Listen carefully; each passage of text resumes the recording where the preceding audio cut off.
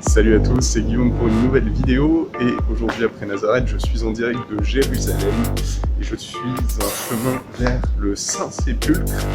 En gros cette vidéo elle va alterner entre le Saint-Sépulcre et le mur des Lamentations. Enfin si j'y arrive, parce que là je suis dans le sud de Jérusalem. Alors je sais qu'on me dirait peut-être pas parce qu'il est 6 h du matin, du coup il n'y a pas un chat. Mais j'y suis bien. D'ailleurs là je suis un peu paumé. Hello, excuse me, good morning. I'm looking for... Right, this is the light? Yeah, After 200 meters on your left. Okay. And then you right. On my right. After 200 meters on your right. On my... Okay, thank you very much.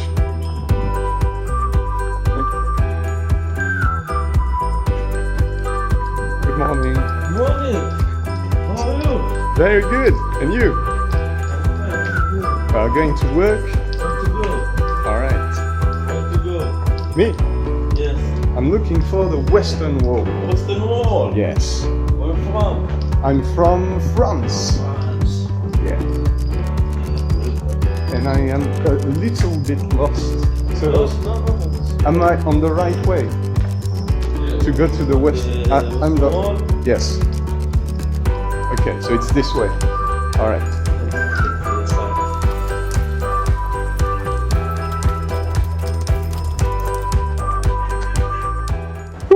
On y est arrivé! Et là devant nous, le mur des Lamentations, messieurs dames. Voilà. Donc tous ces gens qui sont rassemblés sont... qu'est-ce qu'ils sont d'ailleurs? Ils sont en train de prier, voilà, tout simplement. Je penche un petit peu l'écran de ce côté-là, comme ça vous pouvez les voir. Et donc, eh bien, je m'en vais les rejoindre. Allez, c'est parti.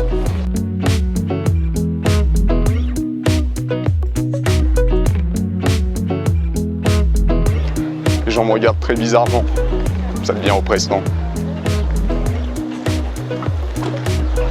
En même temps, je suis le seul type qui se balade avec une caméra qui le filme. C'est peut-être pour ça. Et qui parle tout seul aussi. Enfin bref. Alors là, c'est pas obligatoire.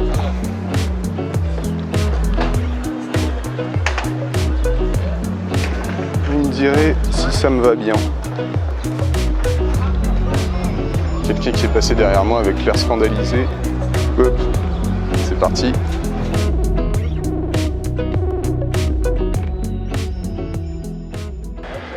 Et voilà, le mur des Lamentations. Alors, quel est cet endroit? Le mur des Lamentations, c'est le dernier morceau du mur qui date de l'époque de David, qui est encore debout.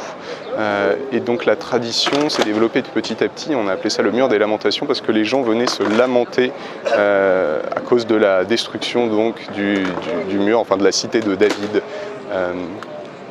Et donc aujourd'hui, que font ces gens ici? Alors ils ne se lamentent plus forcément sur la destruction du temple qui remonte à des siècles, à même des millénaires, mais ils viennent en fait donc prier devant et déposer leurs prières, leurs intentions de prière dans le mur. Il y a donc dans les fentes du mur, on peut trouver plein de papiers, etc.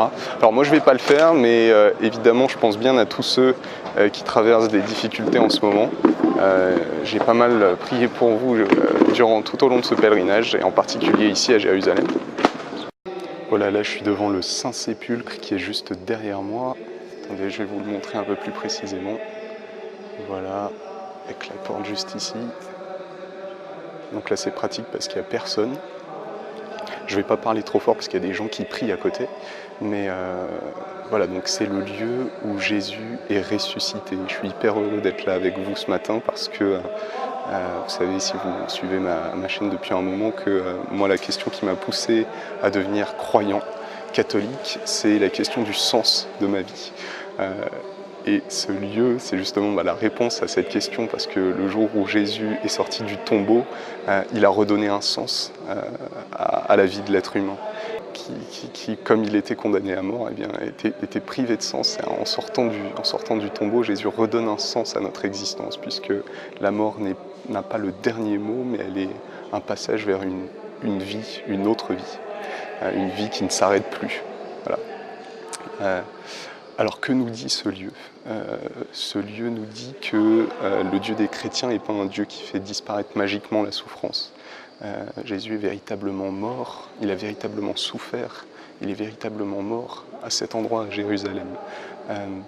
Donc il ne faut pas partir du principe qu'avec Dieu tout va bien se passer et qu'il n'y aura pas de difficultés sur le chemin. Simplement, si nous accordons notre foi au Seigneur, il nous donne la force de surmonter toutes ces épreuves et il nous donne l'assurance, la promesse qu'au bout du chemin, au bout de toutes ces difficultés, il y a une résurrection, il y a une sortie du tombeau. La mort n'a pas le dernier mot, mais véritablement l'aboutissement du chemin, c'est la vie éternelle, avec lui dans un monde où le mal et toute forme de souffrance seront détruites. Alors, je vous propose de lire un passage de l'Ancien Testament qui se trouve dans le livre des Lamentations. Je mettrai la référence en bas de la vidéo, qui parle justement de la souffrance, que les chrétiens peuvent lire comme une annonce de Jésus. Vous allez voir que certains détails sont frappants. On peut véritablement le comprendre comme une annonce des souffrances que Jésus va subir.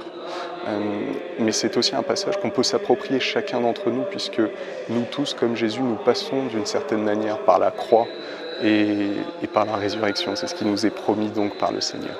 Je suis l'homme qui a connu la misère sous la verge de sa fureur. C'est moi qui l'a conduit et fait marcher dans la ténèbre et sans lumière. Contre moi seul, il tourne et retourne sa main tout le jour. Il a consumé ma chair et ma peau, rompu mes os. Il a élevé contre moi des constructions, cerné ma tête de tourments. Il m'a fait habiter dans les ténèbres, comme ceux qui sont morts à jamais. Il m'a emmuré et je ne puis sortir. Il a rendu lourdes mes chaînes. Quand même je crie et j'appelle, il arrête ma prière. Voici ce qu'à mon cœur je rappellerai pour reprendre espoir. Les faveurs du Seigneur ne sont pas finies, ni ses compassions épuisées. Elles se renouvellent chaque matin, grande est sa fidélité.